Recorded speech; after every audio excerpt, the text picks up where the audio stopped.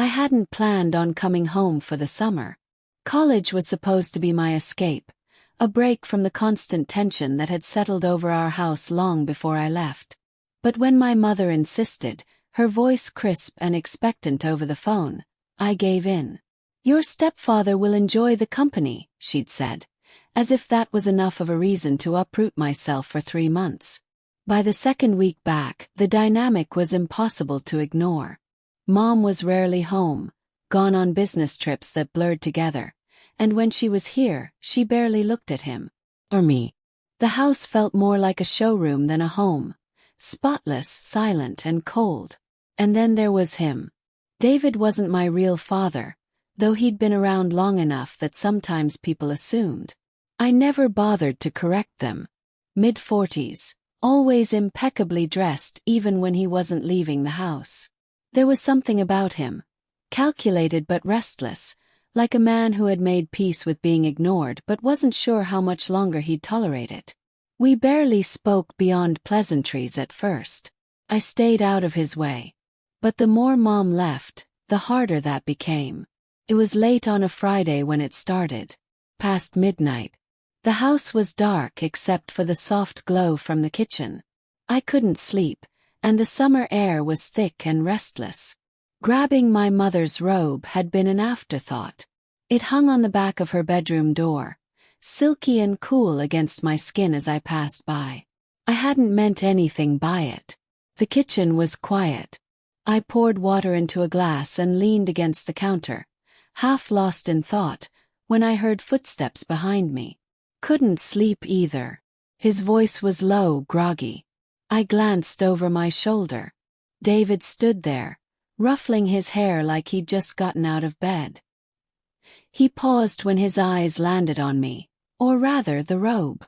For a moment he didn't say anything. Just looked. "You're finally in the mood to talk to me?" he asked, voice lighter now, teasing in a way that felt out of place. I blinked. The words landed awkwardly. "Huh." He stepped closer, his gaze lingering longer than usual. "Nothing. Thought you were." "Never mind." And that's when it hit me. The robe. The dim light. The hour. He thought I was her. I should have corrected him immediately. Should have laughed it off or said, "It's just me." But I didn't. Maybe it was the way his whole posture had shifted. How relaxed he looked, almost relieved. Like he'd been waiting for some connection that never came. Or maybe I was just curious. "Long night?" I asked instead, my voice softer than I'd meant it to be. He leaned against the opposite counter. "Every night's a long night lately." We fell into a strange quiet. Not uncomfortable exactly. Just new. I caught him watching me over the rim of his glass, and for the first time I didn't look away. "You know," he said after a beat, "she used to stand right there in that robe drinking tea before bed. Years ago." I swallowed, suddenly hyper-aware of the fabric against my skin. "Not so much anymore," he added, his gaze drifting to the floor, like the confession had slipped out without permission. I turned back to the sink, staring into the dark window.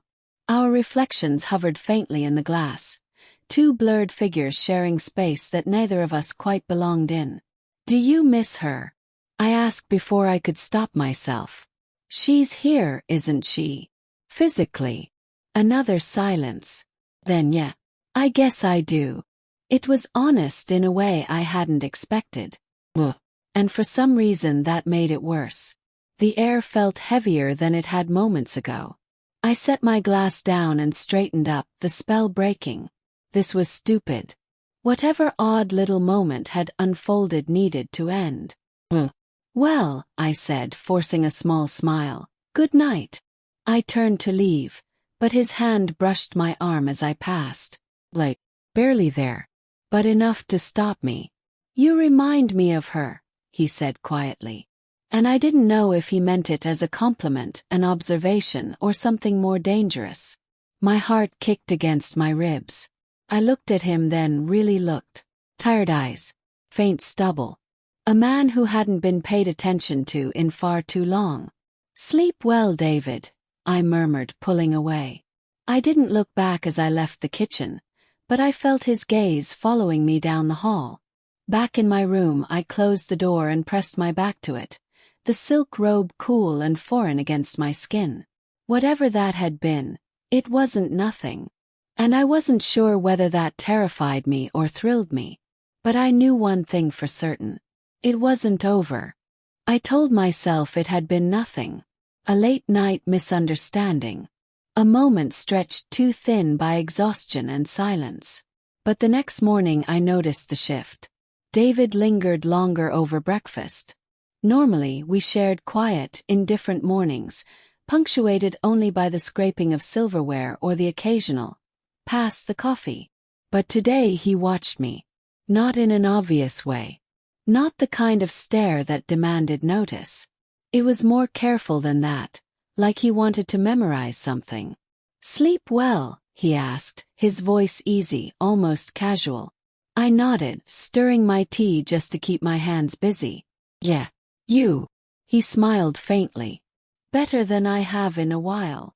And I couldn't tell if that was meant for me or for himself. Mom left again that afternoon. Suitcase packed and lips pressed to David's cheek like a perfunctory habit. She barely looked in my direction as she headed for the door, murmuring, "Back Sunday night. Don't get into trouble." David closed the door behind her, but for several seconds he stood there, his hand resting on the handle like he wasn't sure whether to follow her out or lock her away. By evening, the silence in the house felt deliberate. We existed in separate rooms but shared the same awareness of each other, like two people circling the same unspoken thought. I kept replaying his words from the night before. "You remind me of her." I wasn't sure which part unsettled me more, being compared to my mother or the way I'd liked hearing it. That night I came downstairs for water, this time in my own clothes, an oversized t-shirt and shorts, but he was already there, pouring himself a glass of wine. "You're making a habit of these late-night visits," he said. His grin slow and knowing. Shrugged. "Guess I am." He gestured to the bottle. "Want some?" I hesitated. There were a dozen reasons to say no, but I couldn't find a single one that felt convincing. "Sure." We sat at the kitchen island, the only light coming from the overhead pendant lamps. The wine tasted expensive and smooth, and the quiet between us settled into something thicker than the night before. "She's always gone now," I said, surprised by my own boldness. David's gaze flicked to mine. "Work, she says. Always work. She was different before." "Yeah," he murmured. "So was I." We both drank, as if the wine could somehow fill the spaces we couldn't. For a while we just talked. About nothing really. Music. Book. The way the neighborhood felt emptier this year than last. But underneath it all, I felt the undercurrent. A tension neither of us named. When I stood to rinse my glass, David followed, leaning against the counter beside me. "You really do look like her," he said softly. I laughed, but it came out thinner than I meant. "People say that." "No," he said. "I mean, I thought you were her that night in the robe." For just a second. I glanced up. His eyes didn't flinch.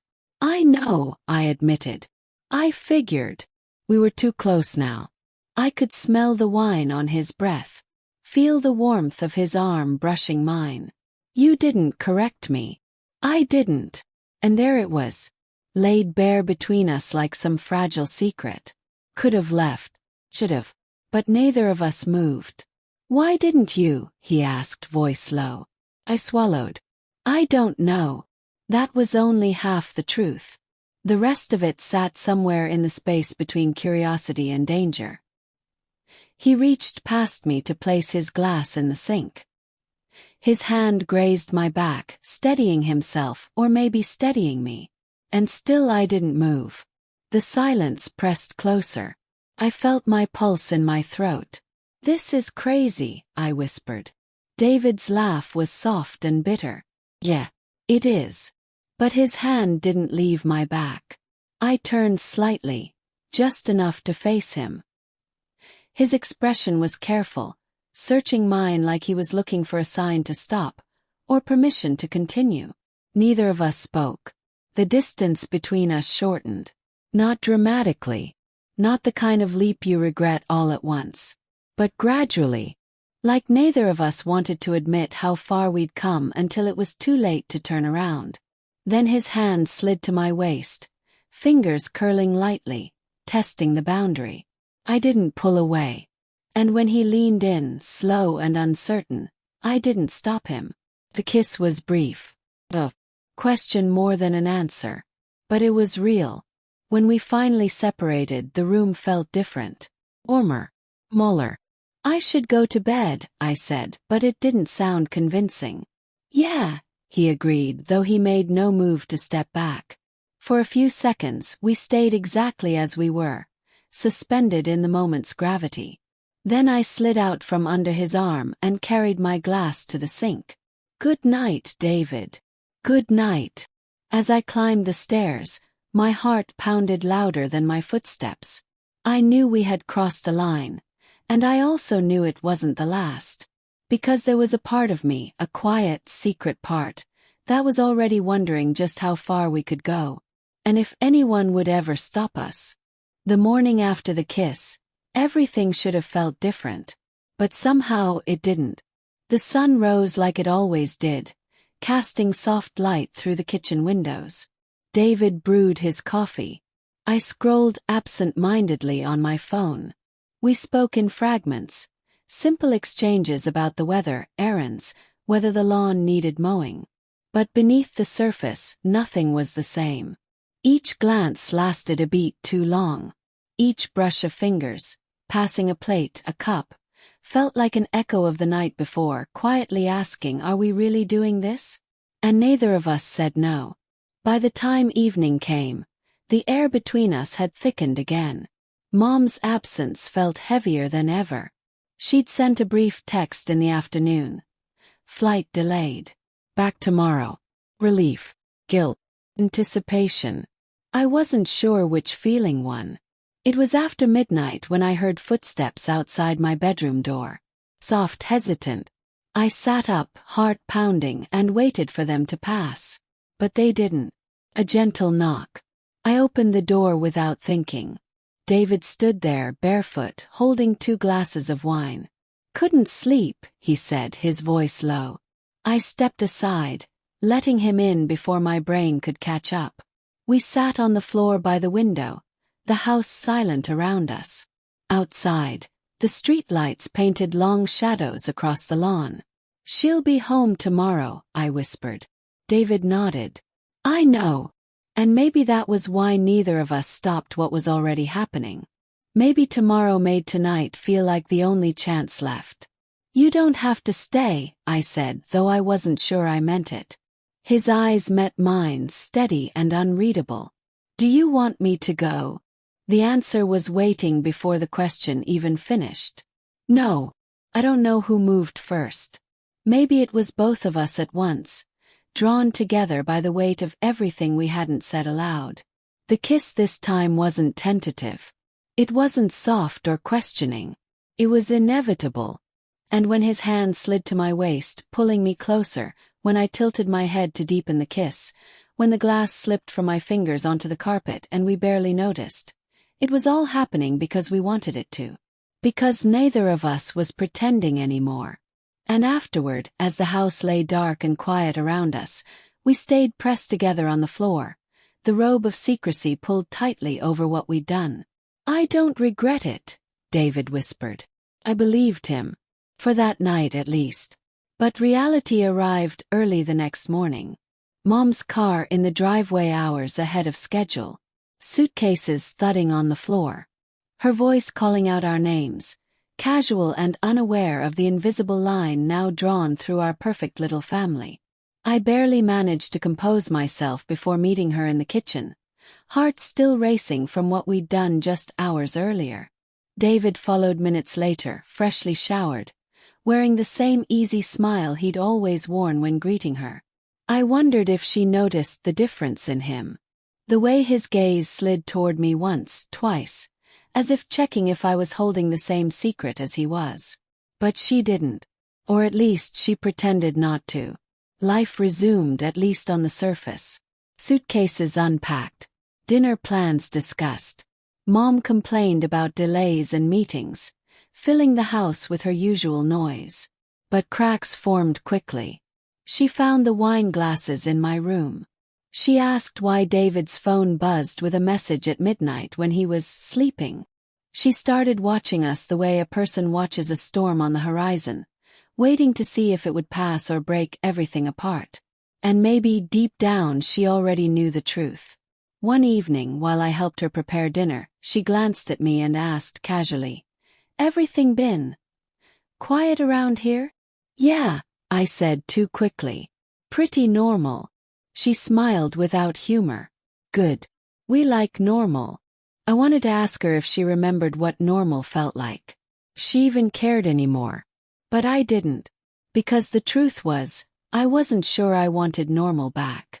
Normal meant being invisible again. Forgotten. This was dangerous, intoxicating, alive. David barely spoke to me in front of her after that. His distance became part of the act, and I found myself craving the small moments we stole. Glances across the table, fingertips brushing when we passed each other in the hallway. Every second we got away with it only made the secret feel stronger. And yet, the question hung over me like fog I couldn't shake. How long before it all unraveled? How long before Mom stopped pretending not to see? Because she wasn't stupid. And neither was I. This wasn't sustainable. But even as the danger grew, even as the risk of discovery sharpened with every passing day, I found myself thinking back to that night in the kitchen. To the robe. To the moment I let him believe, just for a second, that I was her. Maybe that's where it all started. Or maybe it started long before that, in all the silence we never filled, the attention we never got. Either way, there was no undoing it now. And the scariest part wasn't the secret we were keeping. It was how much I didn't want to stop.